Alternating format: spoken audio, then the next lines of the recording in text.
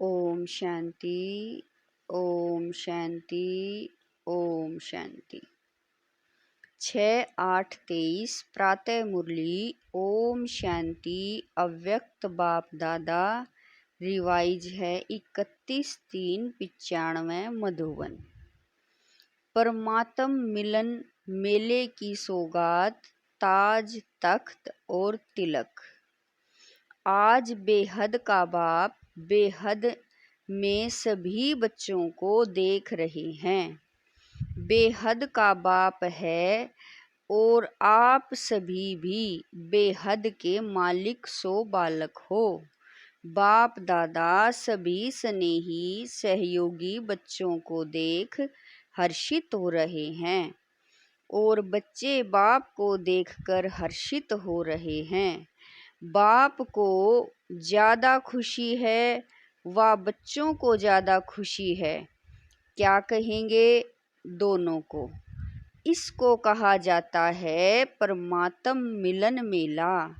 मेले तो बहुत होते ही हैं, लेकिन परमात्म मिलन मेला एक ही संगम पर होता है, सारे कल्प में नहीं हो सकता है। अब हो रहा है और होगा। आप सबको भी मेला अच्छा लग रहा है ना? बाप दादा तो बच्चों के भाग्य को देख हर्षित होते हैं और दिल में गीत गाते हैं, वाह बच्चे वाह। जो भाग्य सोपन में भी न था, संकल्प में भी नहीं था, लेकिन अब साकार में श्रेष्ठ भाग्य अनुभव कर रहे हैं। हर एक के मस्तक पर श्रेष्ठ भाग्य की लकीर चमक रही है। सभी चमकते हुए सितारे होना, अपना ये श्रेष्ठ भाग्य स्मृति में रहता है ना? क्यों श्रेष्ठ भाग्य है? क्योंकि भाग्य विधाता द्वारा आप भाग्यवान आत्माओं का दिव्य ब्राह्मण जन्म हुआ है। बाप को भी भाग्य विधाता कहते हैं और ब्रह्मा को भी भाग्य विधाता कहते हैं, और आप सबका जन्म बाप दादा द्वारा हुआ है। तो जिसका बाप स्वयं भाग्य विधाता है, उसका भाग्य कितना श्रेष्ठ होगा।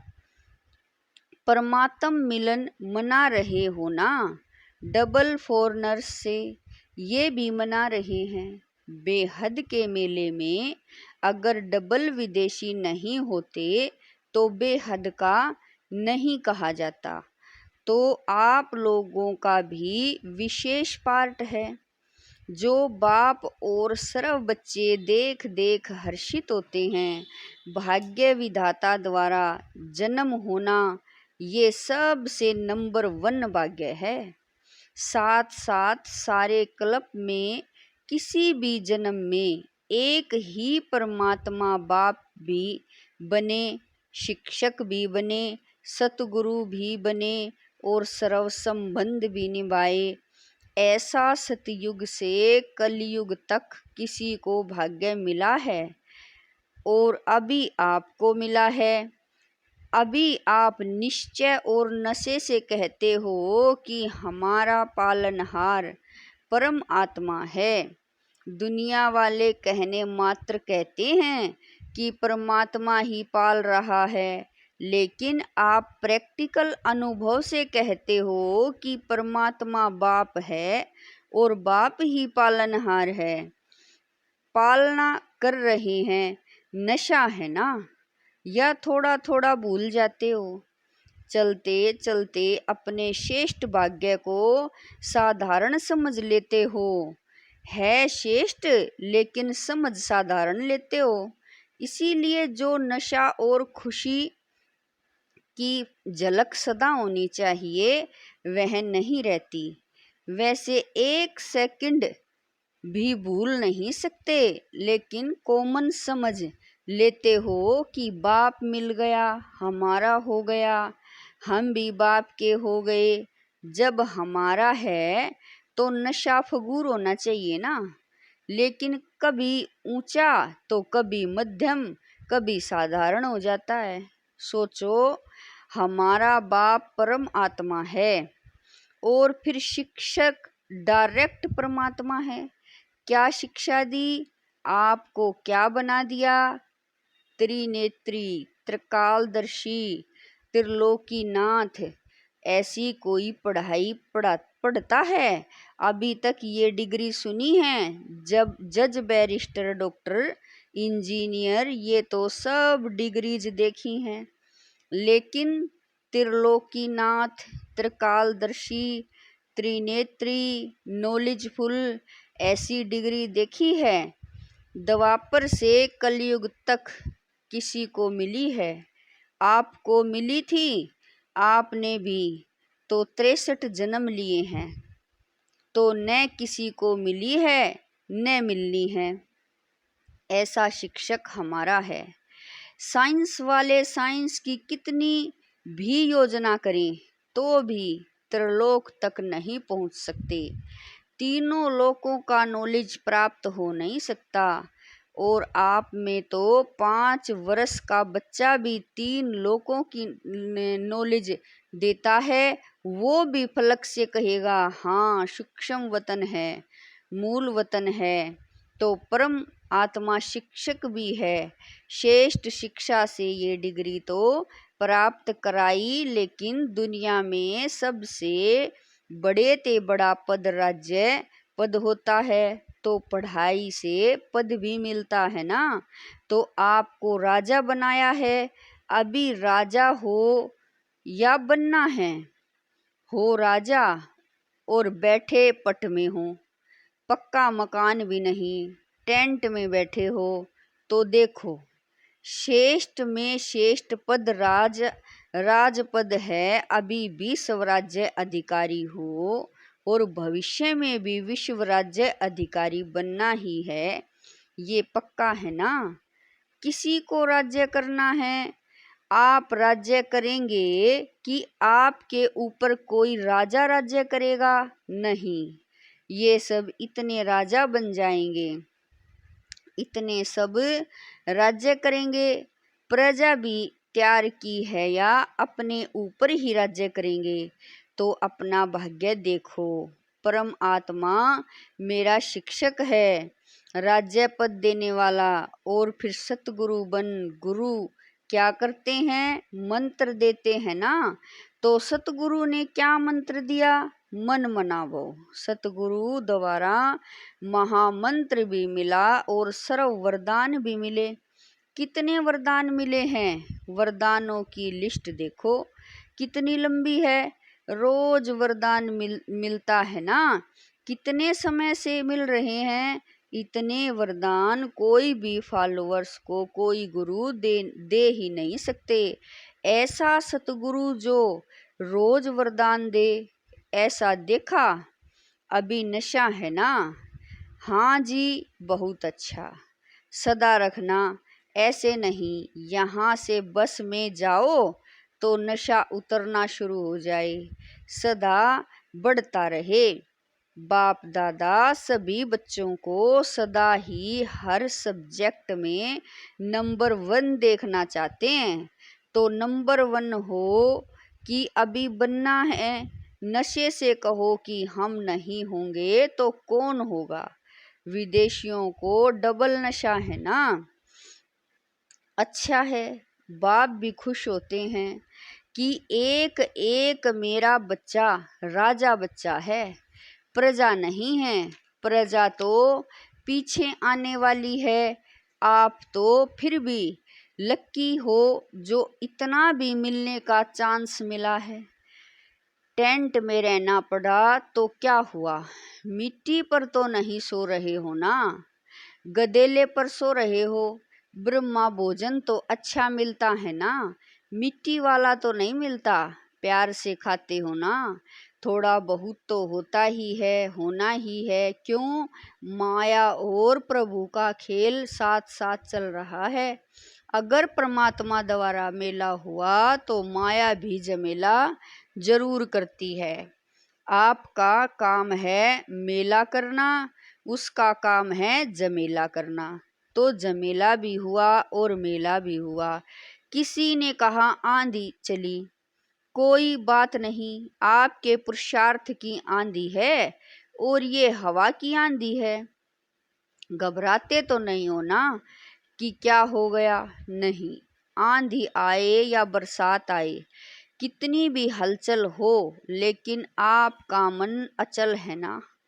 माताएं घबरा तो नहीं गई, टेंट उड़ गया, क्या करें, थोड़ा थोड़ा घबराएं, क्या होगा, तबीयत अच्छी रहेगी, नहीं रहेगी, कुछ भी हो, भक्ति से तो धक्के और मेहनत कम ही है ना। भक्ति के धक्के तो नहीं खाते हो ना, मजे में रहते हो ना।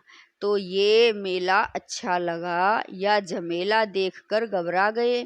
नहीं, कोई नहीं घबराए, एक दो तो घबराए होंगे। मजा आ रहा है, और भी 2 दिन रखें। अच्छा, बाप दादा भी माया का झमेला देख चक्कर लगाते रहते हैं, खेल देखते हैं।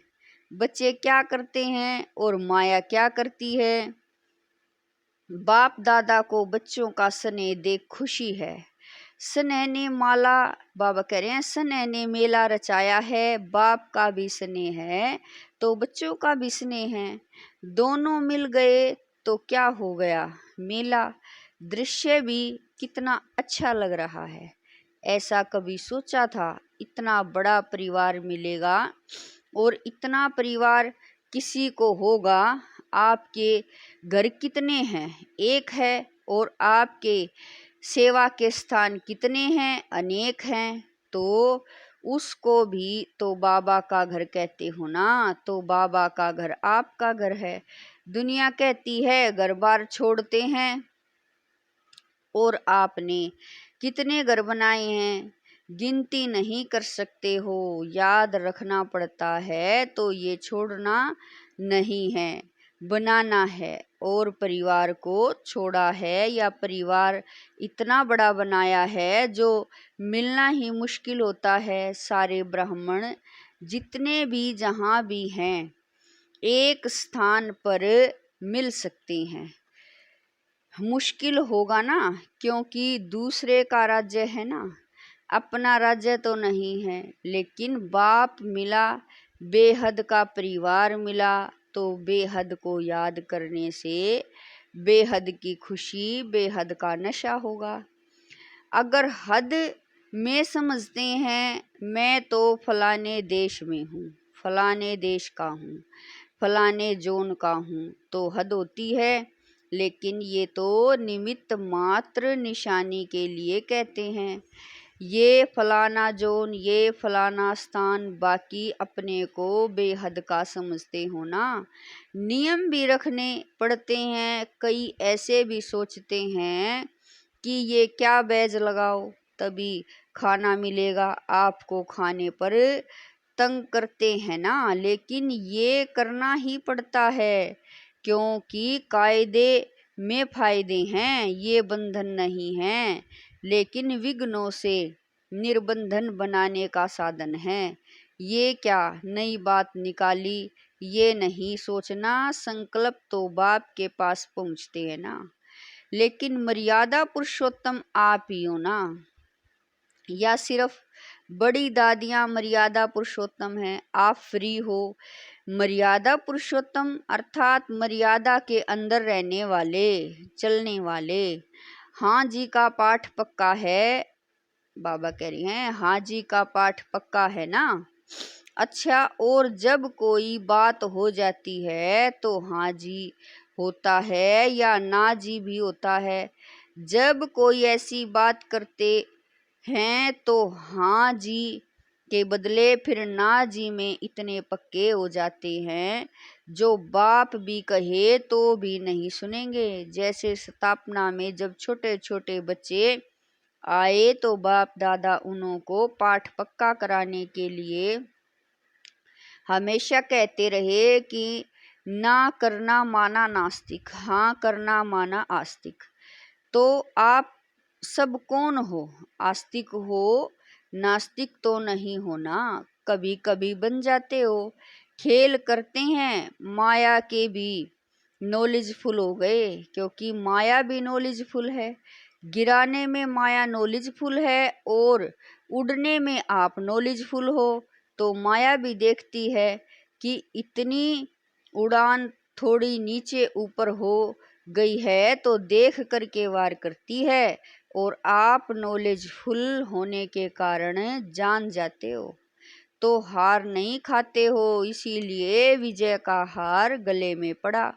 सबके गले में विजय की माला है या कभी कभी उतार देते हो? अच्छा, पीछे वाले मौज में हो, यह भी मधुबन की ही एरिया हुई ना, तो सिवाय मधुबन के और कहाँ इतना बड़ा मेला हो सकता है? नहीं हो सकता ना, तो मधुबन है बेहद का घर, यहाँ सब बेहद है और जंग है, फिर भी सब देखना पड़ता है, और यहाँ संकल्प किया और हो गया, तो सभी अपने भाग्य द्वारा परमात्म मेले में पहुंच गए। जो पहले बारी इस संकल्प में आए हो वो हाथ उठाओ। करीब 13-14 हजार भाई बहनों की सभा है, उसमें बहुत से नए भाई बहन हैं। अच्छा है, टीवी में देख रहे हो, ये भी देखो, मेजॉरिटी साइंस के साधन अभी अभी निकले हैं। कुछ वर्ष पहले ये साइंस के साधन भी नहीं थे, लेकिन किसी के लिए निकले हैं, आपके लिए। बाप दादा भी साइंस वाले बच्चों को मुबारक देते हैं, क्योंकि बाप के बच्चे उससे सुख तो ले रहे हैं ना, तो कितना अच्छा लग रहा है। लेकिन बाप दादा अब क्या चाहते हैं? स्थापना हुए कितने वर्ष हो गए, डायमंड जुबली मनाने की तैयारी कर रहे हो, तो बाप दादा ने अभी सभी बच्चों को राजा बच्चे कहा ना। सब राजा हैं, राजा तख्त नशीन होता है ना, राज्य की निशानी ताज तख्त और तिलक होता है।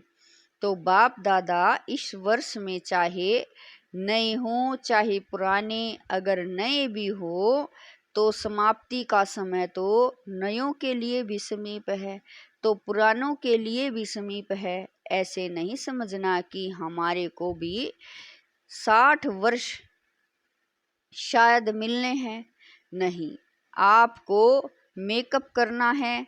अगर लास्ट आए हो तो फास्ट जाना है, लेकिन संपन्न होने का समय, समाप्ति का समय सबका एक ही है। इसीलिए चाहे नए हो या पुराने हो, लेकिन मैं स्वराज्य अधिकारी आत्मा हूँ, सदा स्मृति का तिलक लगा हुआ ही है, कभी मिट जाए कभी लगा हुआ हो नहीं। राज्य अधिकारी अर्थात तिलकधारी, इस स्मृति का तिलक अविनाशी रहे, साधारण नहीं। मैं तिलकधारी हूँ, मैं विश्व कल्याण के जिम्मेवारी का ताजदारी हूँ। कितना बड़ा विश्व है और आप सभी विश्व कल्याणकारी हो। अकेला बाप नहीं है, बाप के साथी आप सभी हो, तो विश्व कल्याण की जिम्मेवारी के ताजदारी और सदा बाप के दिल तख्त नशीन, नीचे नहीं आना, सदा तख्त नशीन। वैसे भी देखो, जो बहुत प्यारे होते हैं, लाडले बच्चे होते हैं, तो माँ बाप उनको मिट्टी में जाने नहीं देते, धरनी पर पांव रखने नहीं देते। तो आप कितने लाडले हो? लाडले हो या और आने वाले हैं? आप हो। तो तख्त को छोड़ करके साधारण स्वरूप, साधारण संकल्प इस मिट्टी में या धरनी में पांव नहीं रखो। बुद्धि रूपी पांव सदा तख्त नशीन हो। परमात्म बाप के बच्चे हो, महात्मा धर्मात्मा के नहीं हो, परम आत्मा के हो। अभी तो सब नशे में ठीक हो, वो तो दिखाई दे रहा है, लेकिन सदा रहेगा ना, कि थोड़ा थोड़ा रहेगा, फिर युद्ध करेगा, फिर विजय प्राप्त करेंगे। ऐसे तो नहीं, ब्राह्मण हो या क्षत्रिय हो, ब्राह्मण हो क्षत्रिय नहीं हो, युद्ध नहीं करते हो कि कभी ब्राह्मण बन जाते हो, कभी क्षत्रिय बन जाते हो। अगर माया से युद्ध करनी पड़ती है तो क्षत्रिय हुए, ब्राह्मण माना विजयी और क्षत्रिय माना युद्ध करने वाले। बाप दादा को भी, बाबा कह रहे हैं, बाप दादा को तो कभी कभी बच्चों पर बहुत रहम आता है। बैठते योग में हैं और करते युद्ध हैं। कहेंगे 1 घंटा योग लगाया, लेकिन 1 घंटे में युद्ध कितना समय चली और योग कितना समय चला रहा। अगर किसी भी कारण से अनुभूति नहीं होती है तो अवश्य ही युद्ध की स्टेज है। बाप दादा कहते हैं योगी बच्चे हैं और बन जाते हैं युद्ध है बच्चे। कब तक युद्ध करेंगे? अंत तक युद्ध करेंगे। छुट्टी दे दे भले युद्ध करो। छुट्टी चाहिए? नहीं चाहिए। फिर करते क्यों हो? कमजोर हो जाते हो तो माया इतना अधीन बना देती है, जो चाहते नहीं हो लेकिन कर लेते हो। जैसे कोई सर्वेंट बहुत भोले होते हैं तो मालिक उसे अधीन बना लेते हैं। सर्वेंट जो नहीं कर सकता उसके लिए भी मालिक कहता है करो, नहीं तो नौकरी क्यों करते हो। माया भी ऐसे करती है। आप चाहते नहीं हो लेकिन कमजोर होने के कारण माया के अधीन बनना पड़ता है। तो उस समय योगी हो या योद्धे हो, योगी तो नहीं कहेंगे ना। तो बाप दादा यही चाहते हैं कि हर एक बच्चा योगी बच्चा हो, युद्ध वाला नहीं। बाप दादा को बच्चों के युद्ध की मेहनत अच्छी नहीं लगती। परमात्म बच्चे तो सदा मौज में रहने वाले हैं, मजे में रहने वाले हैं, युद्ध की मेहनत वाले नहीं। तो क्या बनेंगे? योगी बच्चे या योद्धे बच्चे? योगी बनेंगे या थोड़ा थोड़ा युद्ध करना अच्छा है? कहने में तो हाँ हाँ करते हो और जब करते हो तो उस समय फोटो निकलता है तो इस वर्ष सभी का चार्ट हो। सदा राज्य अधिकारी अधीनता समाप्त हो। अच्छा, सर्व तरफ के देश विदेश के सर्व सूक्ष्म स्वरूप से दृश्य देखने वाली आत्माएं, चारों ओर के सदा श्रेष्ठ पालना में पलने वाली, श्रेष्ठ पढ़ाई से राज्य पद पाने वाली आत्माएं, सतगुरु द्वारा सर्व वरदान प्राप्त करने वाली आत्माएं, सदा माया जीत विजयी रतन, सदा युद्ध को छोड़ राजयोगी स्थिति में स्थित रहने वाली सर्वश्रेष्ठ आत्माओं को बाप दादा का याद प्यार और नमस्ते। हम रूहानी बच्चों की रूहानी माता पिता बाप दादा को दिलवा जान शिकवा प्रेम से याद प्यार, गुड मॉर्निंग, नमस्ते, ओम शांति मेरे बाबा, लाख लाख शुक्रिया मेरे बाबा। वरदान है एकांत और एकाग्रता के अटेंशन द्वारा तीव्र गति से सूक्ष्म सेवा करने वाले सच्चे सेवाधारी भवै। वरदान है एकांत और एकाग्रता के अटेंशन द्वारा तीव्र गति से सूक्ष्म सेवा करने वाले सच्चे सेवाधारी भवै। दूर बैठे बेहद विश्व के आत्माओं की सेवा करने के लिए मन और बुद्धि सदा फ्री चाहिए। छोटी छोटी साधारण बातों में मन और बुद्धि को बिजी नहीं करो। तीव्र गति की सूक्ष्म सेवा के लिए एकांत और एकाग्रता पर विशेष अटेंशन दो। बिजी होते भी बीच बीच में 1 घड़ी 2 घड़ी निकाल एकांत का अनुभव करो। बाहर की परिस्थिति भले हलचल की हो, लेकिन मन बुद्धि को जिस समय चाहो एक के अंत में सेकंड में एकाग्र कर लो, तब सच्चे सेवादारी बन बेहद सेवा के निमित्त बन सकेंगे। स्लोगन है ज्ञानी तू आत्मा वह है, जो ज्ञान के हर राज को समझकर राजयुक्त, युक्ति युक्त और योग युक्त हो कर्म करे। स्लोगन है, ज्ञानी तू आत्मा वह है जो ज्ञान के हर राज को समझकर राजयुक्त, युक्ति युक्त और योग युक्त हो कर्म करे। ओम शांति मेरे बाबा।